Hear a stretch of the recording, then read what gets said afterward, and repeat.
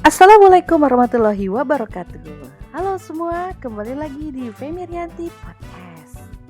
Dan seperti video sebelumnya, dan ini adalah session kedua. Nggak kerasa ya?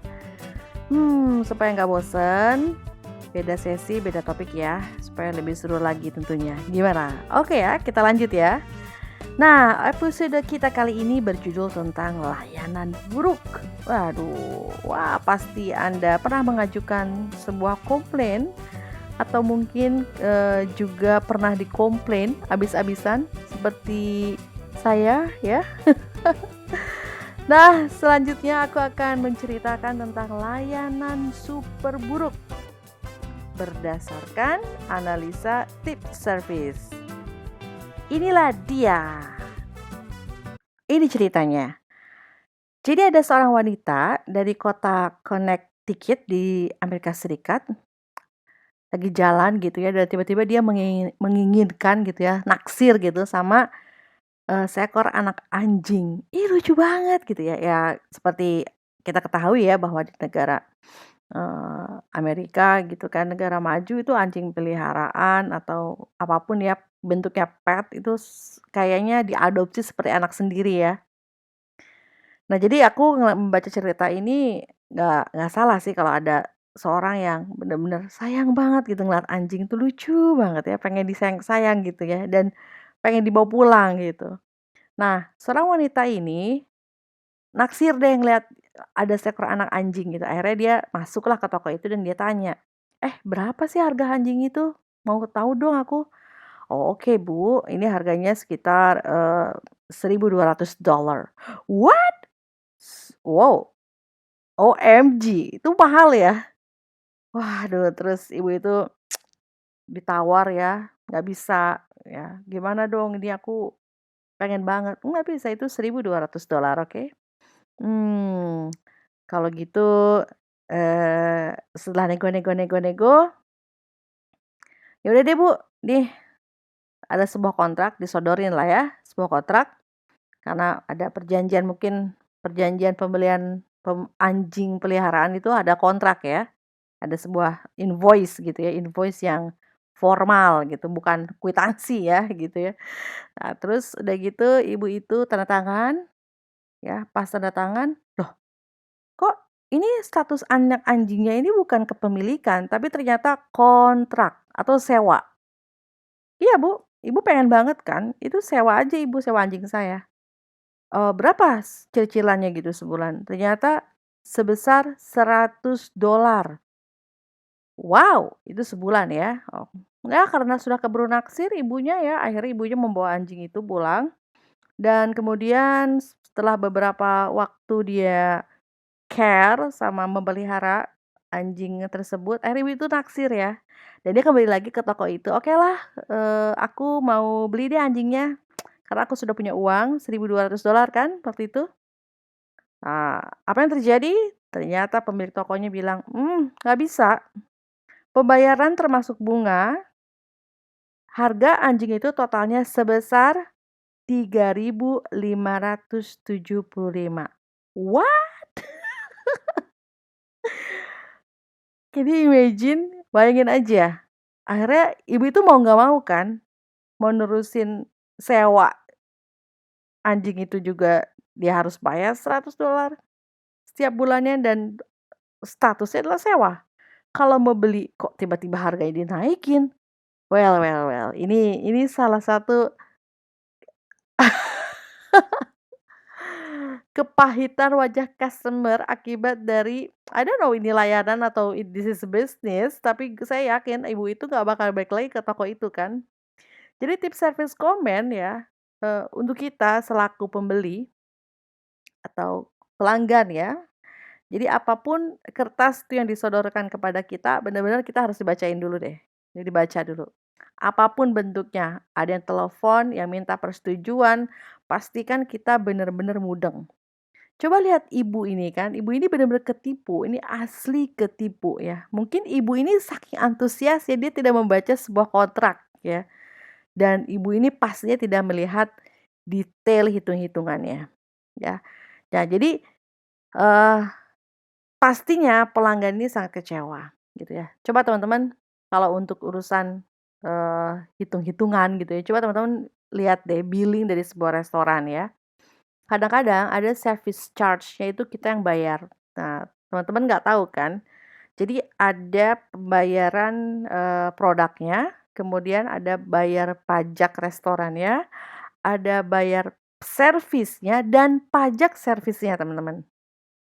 Coba lihat aja, misalnya harga steaknya 99.000, wow murah sekali ya 99.000 dan kita makan enak banget gitu.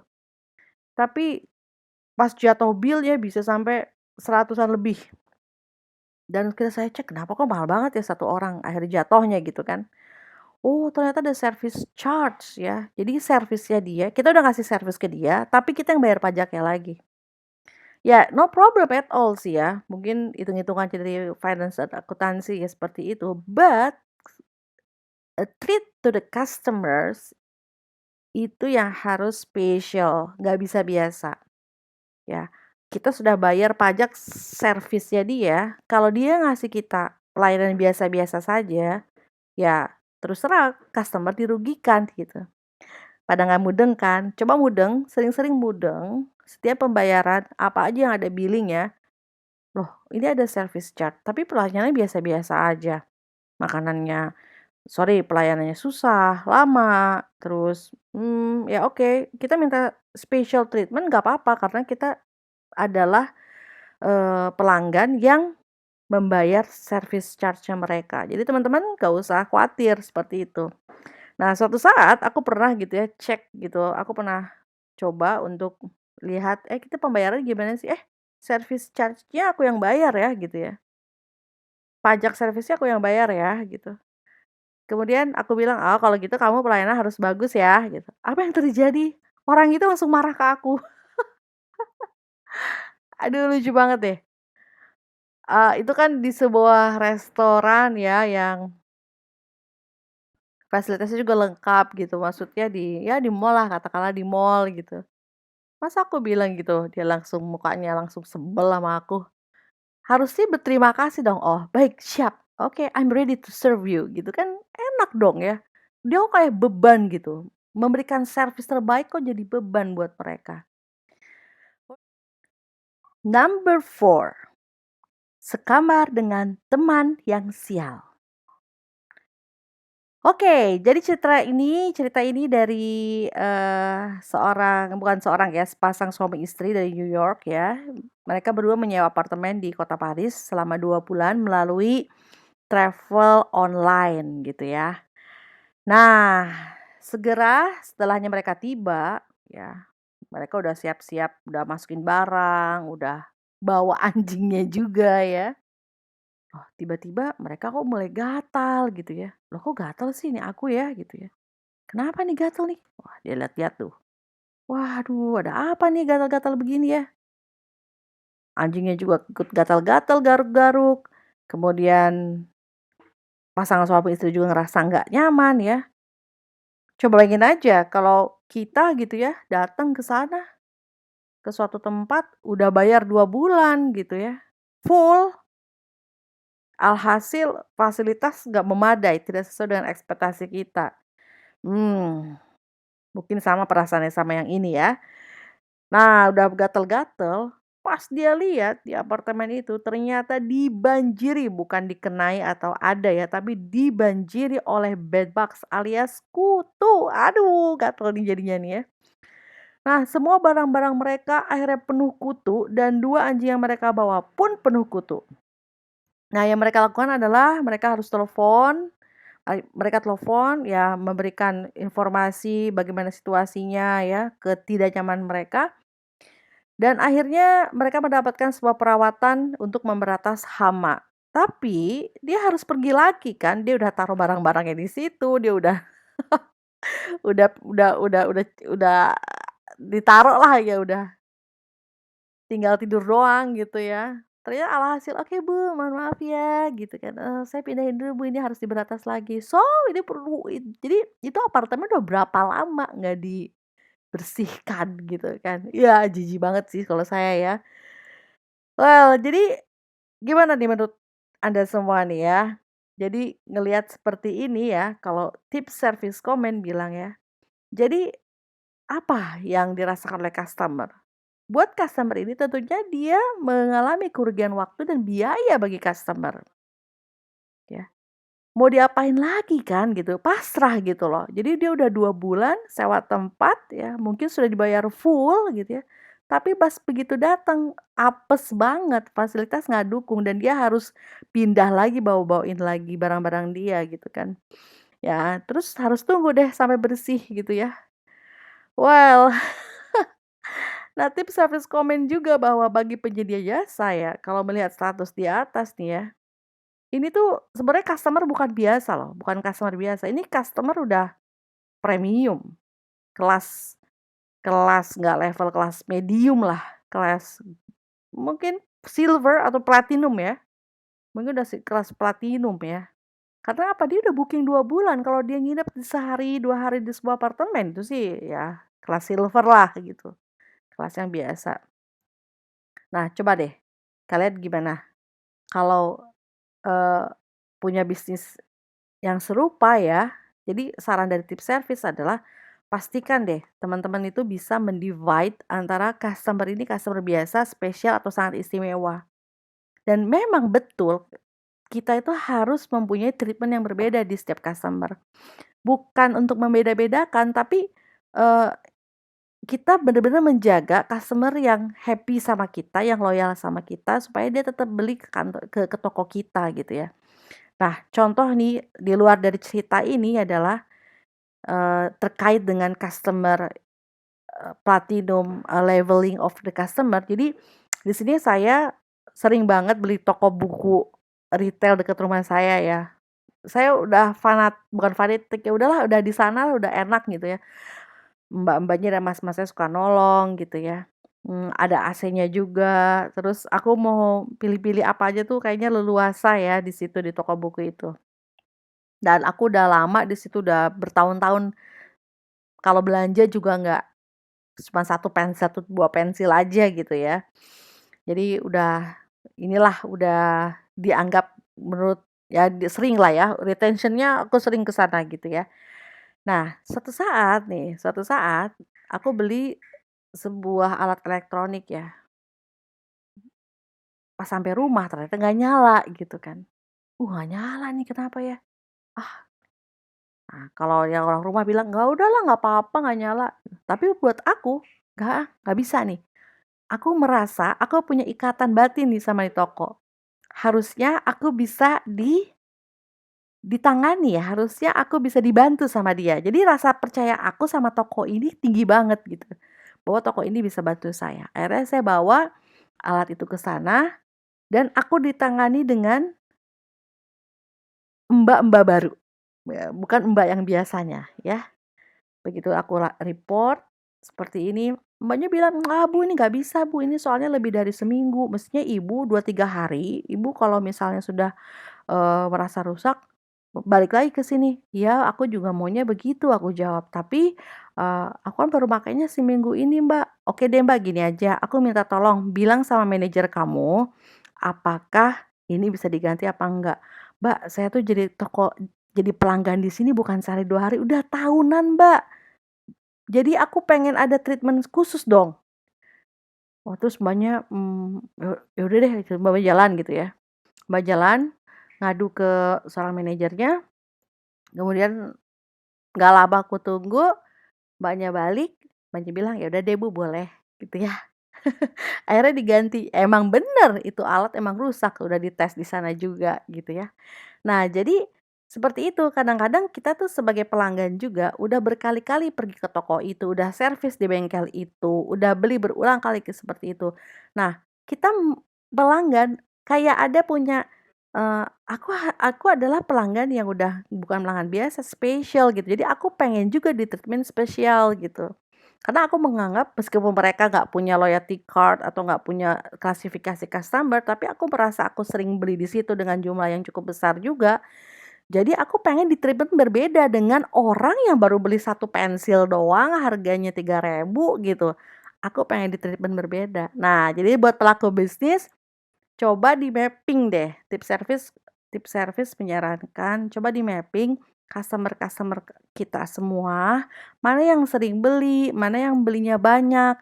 Bener-bener, harus detail, maksudnya begini, ada customer yang belinya cuma satu, tapi dia menghabiskan a lot of money, misalnya sampai 5 juta, cuma beli satu tapi 5 juta. Ada juga customer beli 1 sampai 20, 1 sampai 15, tapi nilainya juga 5 juta gitu. Ya, jadi harus bener dibuat, matriksnya gitu. Dan customer-customer yang seperti itu, yang sudah berulang kali beli barang atau produk jasa kita, ya itu harus benar-benar kita treatment. Ya, karena dia bukan customer yang sekali aja sama kita semua. Ya, jadi seperti itu ya. Kalau kita lihat contoh dari, sekamar dengan teman sial ini si travelnya ini nggak lihat nih bahwa ada orang sewa tempat sampai 2 bulan, itu bukan customer biasa. Itu harusnya the first impression, dia datang harusnya disambut, ruangannya wangi, ya, wah di red carpet lah, 2 bulan loh ya disewa apartemen itu. Nah, gimana? Kita sudah, bisa ya, punya bayangan ya. This is very important untuk treat customer special yang ada di klasifikasi customer kita, guys. Oke, jadi kalau customer pengen diperhatiin ya, terutama buat mereka yang sudah berkali-kali loyal lah dia sama kita, ya. Oke. Number three, sudah jatuh ketiban tangga pula. Itu salah satu peribahasa dari kita biasa dalam kehidupan sehari-hari. Udah kena sial, tambah sial lagi ya. Ada seorang ibu di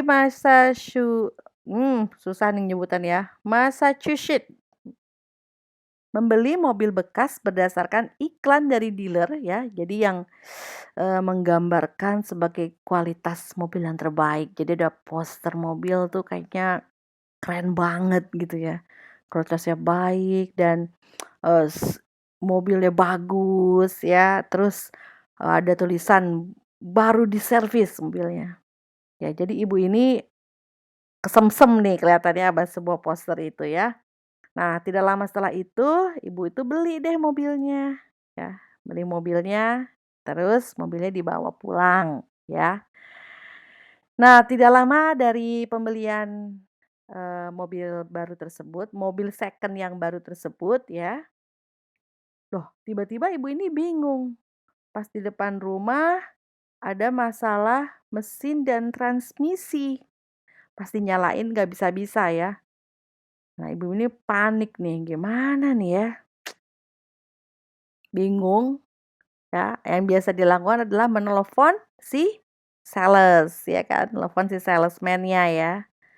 Telepon si salesman-nya, "Mas Mas, ini Ibu nggak bisa jalan nih, mobilnya kok rusak sih baru kubeli juga, eee, ini ada masalah nih sama mesin dan transmisinya nih, gimana ya?" Gitu.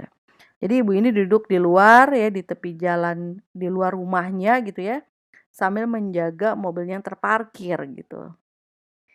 Nah, terus udah gitu, salesnya bilang, "Ya udah Bu, nanti saya koordinasiin dulu sama pihak dealer ya Bu ya, apakah mobil Ibu bisa ditarik untuk diperbaiki atau enggak. Ibu mohon bersabar dulu ya," gitu ya, kata si salesman-nya. Nah, sambil menunggu, ya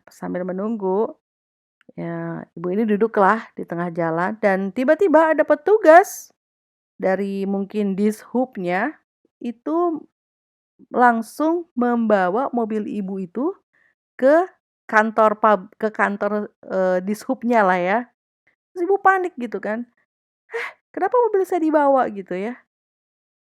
"Oh maaf Bu, karena Ibu tahu kan kalau di sini dilarang parkir selama badai salju.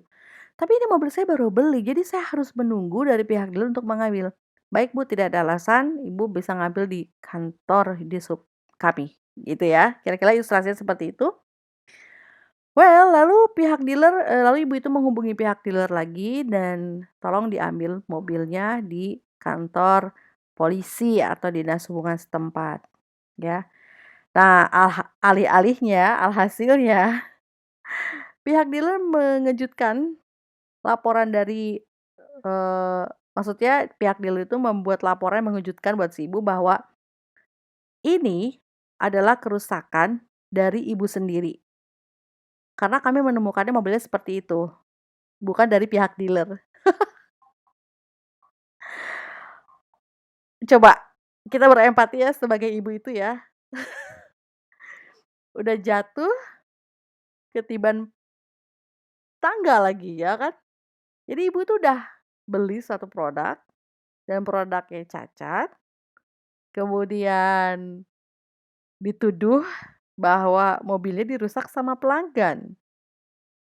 Ini udah geleng-geleng nih, ibaratnya kalau beli mobil kan mahal ya. Ya udah apa boleh buat kan, kalau udah kayak gini kan customer pasrah ya. Mau komplain ya komplain, tapi customer komplain sometimes kan kita juga kalau kita komplain, menyampaikan sesuatu, itu kan pasti spend our energy, spend our time ya. Jadi, kalau bisa sih jangan sampai komplain gitu kan, kalau bisa sih memang semuanya berjalan lancar sesuai dengan, perjanjian gitu ya. Nah, tapi di case ini tips service komen adalah, jadi kalau mau beli sesuatu ya, apalagi mobil motor ya, tolong ajaklah teman-teman dan saudara yang mengerti otomotif. Kelihatannya ibu ini karena kesemsem sama brosurnya saja.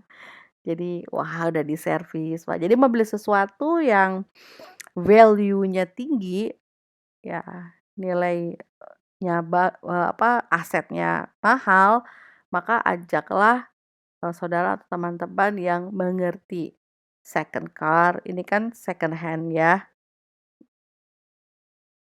supaya kita pede dan percaya bahwa produk ini layak untuk kita miliki gitu. Nah, jadi yang kedua, pembeli juga harus cerewet. Cerewet tuh cerewet elegan ya, bukan cerewet yang maki-maki terus, "Ini gimana?" Itu bukan cerewet yang malah menunjukkan bahwa kita idiot gitu, bukan. Tapi kita harus make sure bahwa membeli suatu barang, apalagi di mobil gitu ya, mobil atau motor, make sure kilometernya, make sure, eee, mesin-mesinnya bagus ya. Jadi, apa itu harus ada serah terima bukti saat penyerahan kendaraan. Well, oke, saya mau share aja bahwa saya bekerja di perusahaan otomotif ternama di Indonesia lebih dari 10 tahun ya. Dan memang di bagian bengkel itu ada namanya quality control. Itu tugasnya memeriksa kembali hasil perbaikan bengkel atau mobil yang baru mau diserahin kepada pelanggan. Itu harus dilaksanakan ya. Sebagai pelanggan, kadang-kadang kita nggak bisa begini, kita beli mobil baru, udah saya percaya aja deh nggak usah keliling-keliling ngeliatin mobil. No, no, itu nggak boleh ya kita sebagai pelanggan. Karena kita harus juga menghargai pihak bengkel atau pihak dealer bahwa nanti mereka tidak mau ada, eee, kerugian gitu, kerugian akibat tidak ada, persamaan, nggak ada cek sama-sama gitu. Ada customer yang mau juga, tapi ada customer yang nggak mau dengan bilang, "Ya udahlah saya mah percaya aja lah sama lu lah," gitu, "lu mau beli sendiri aja entar gue tinggal tanda tangan," gitu. Ya mudah-mudahan pas di kemudian hari nggak ada apa-apa, oke, baik-baik aja hubungannya gitu ya. But anyway ada juga customer yang, eee, ada juga kesalahan juga dari pihak dealer dan bengkel.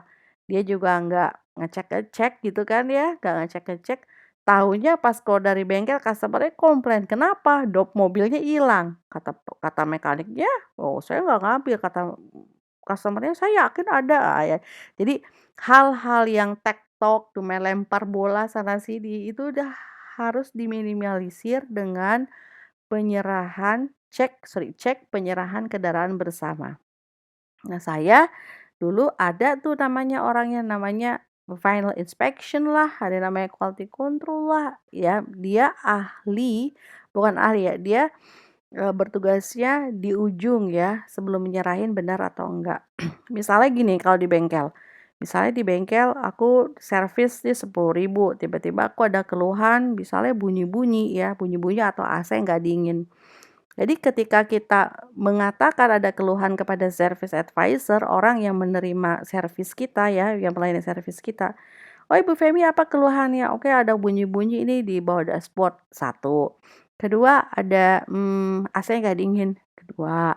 Ketiga, ini nih audionya kayaknya ada kresek-kresek ya gitu, kurang kenceng, tiga gitu ya. Jadi ada 3 keluhan. Nah, 3 keluhan itu dari pihak bengkel harus make sure bahwa ini sudah teratasi gitu.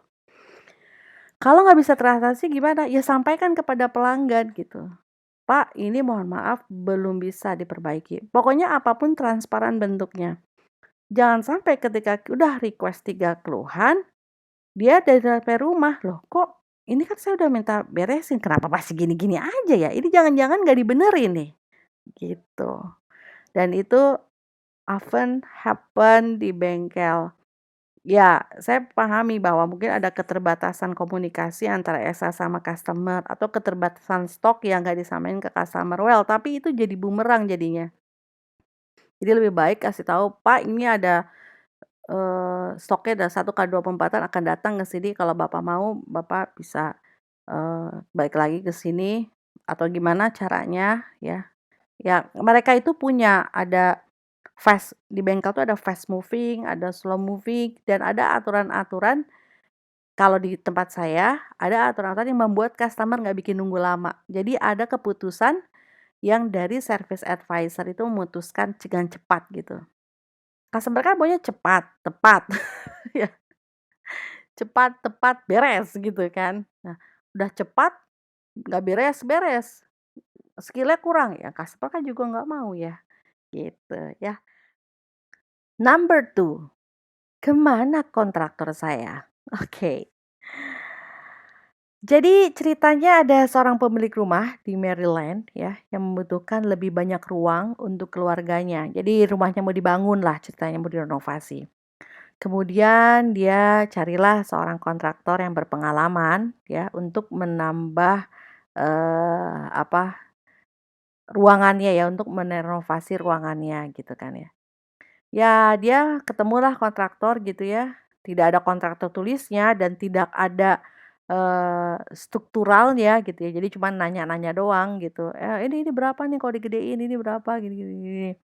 Nah terus kontraktor tersebut meminta desain interior ya, jadi seorang kontraktornya tuh sebetulnya bukan kontraktor real gitu ya, tapi sepertinya customer ini diyakinkan oleh orang kontraktor ini bisa semuanya ya. Tidak ada, tidak ada maksudnya kompetensinya, mungkin tidak bisa menunjukkan kompetensinya gitu ya, bahwa dia benar-benar real contractor gitu ya. Tapi luar biasa keluarga ini percaya kalau kontraktor ini bisa memperbaiki rumahnya. Oke, setelah itu, pertama, ya kata kontraktornya, "Tolong, bayar dong, sekitar $180.000." Wow, besar sekali. $180.000, "Tolong ya Bu, bayar dulu ya Bu ya, untuk ini, untuk itu, untuk ini, untuk itu, untuk ini," gitu ya. Akhirnya dibayarlah sama ibunya, set set set, dibayar. Kemudian dibayar lagi, kemudian si kontraktor itu meminta lagi 10.000 lagi, $10.000 lagi. "Tolong dong $10.000 lagi ya Bu ya, tolong karena ini belum bla bla bla bla bla bla bla." Oke, dikasih lagi. Jadi udah $190.000 ya, $190.000. Oke. Kemudian minta lagi si kontraktornya, "Bu, ini kurang ini, kurang itu, kurang ini, kurang itu." Akhirnya pemilik rumah itu menolak.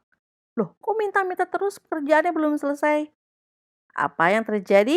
Kontraktor itu dan gengnya keluar dari pekerjaannya dan ninggalin negara Maryland. Jadi ibaratnya ibu ini ketipu. Kalau udah begini mau komplain sama siapa ya? Pasrah udah customer, bener-bener super bad, mendapatkan super layanan buruk dari seorang kontraktor. Well, Lagi-lagi teman-teman semuanya harus benar-benar teliti menghadapi, apa, eee, provider jasa atau produk ya. Jadi ini sangat mengejutkan sekali, saya juga punya teman seperti ini, bahkan kontraktornya adalah teman dekat sendiri gitu. Ketika sudah habis ratusan juta gitu ya, rumahnya belum selesai-selesai gitu.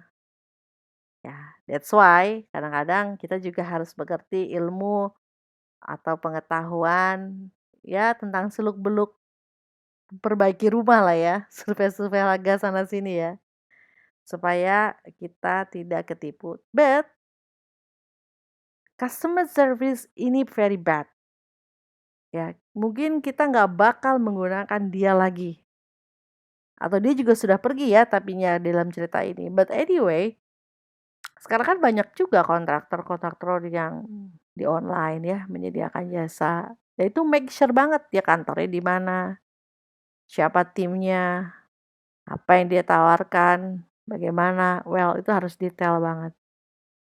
Tapi buat saya ini saya taruh di nomor 2 karena sudah mengeluarkan banyak sekali uang dan biaya, tapi rumahnya nggak selesai-selesai. Wow, jangan sampai ya kayak gini ya. Number one.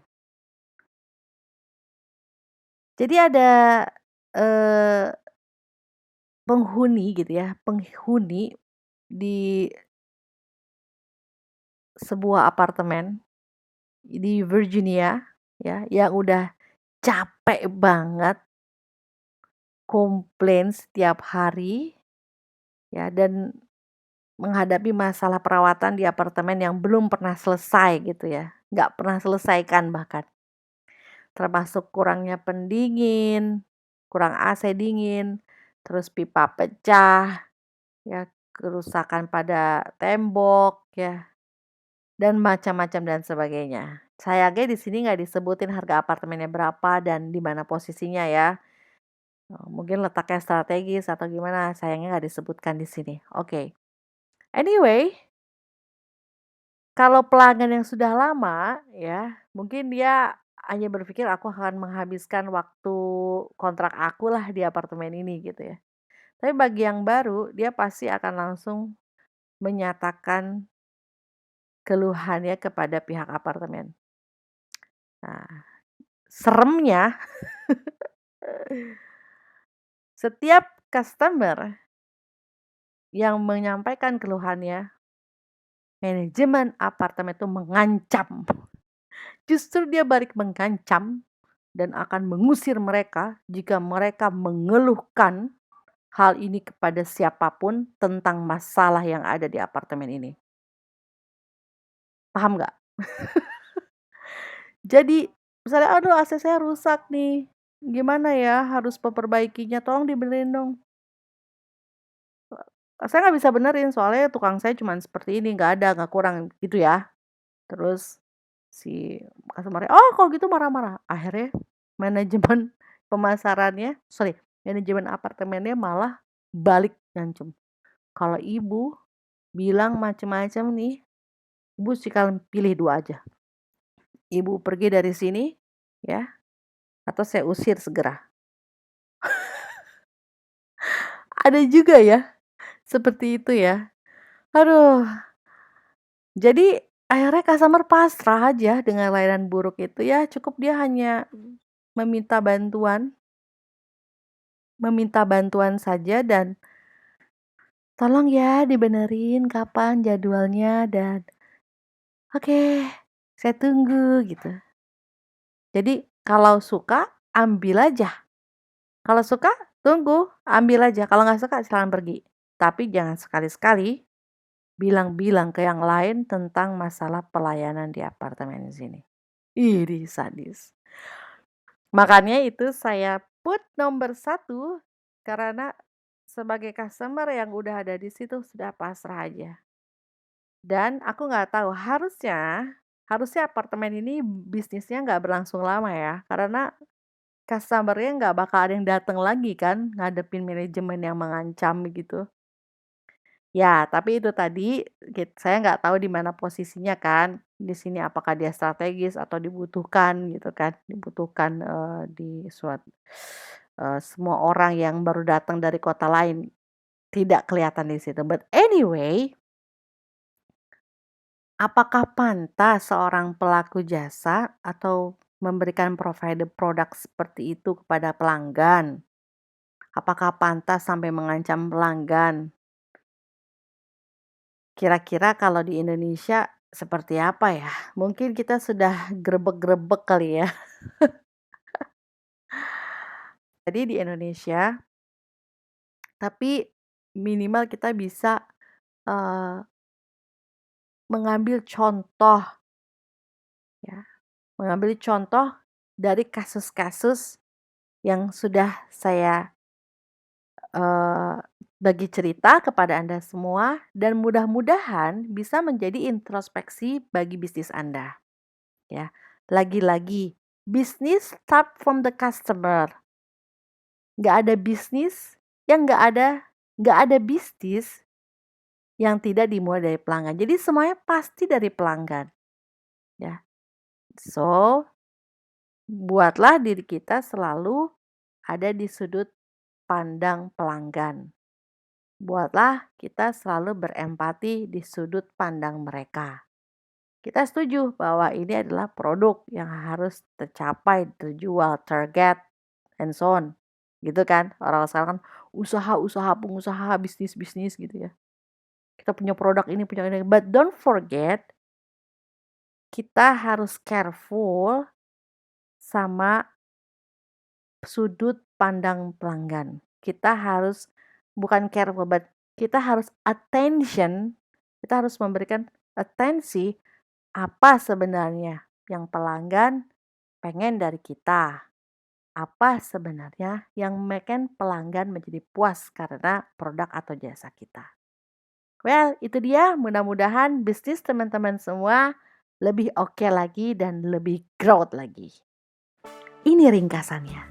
Bisnis atau usaha sah dan itu boleh. Ambil keuntungan yang halal. Tapi ingat, jangan membohongi customer. Jangan buat customer merasa tertipu. Jangan mengancam pelanggan. Buatlah klasifikasi pelanggan. Dan yang terakhir, kita harus selalu customer point of view. Terima kasih.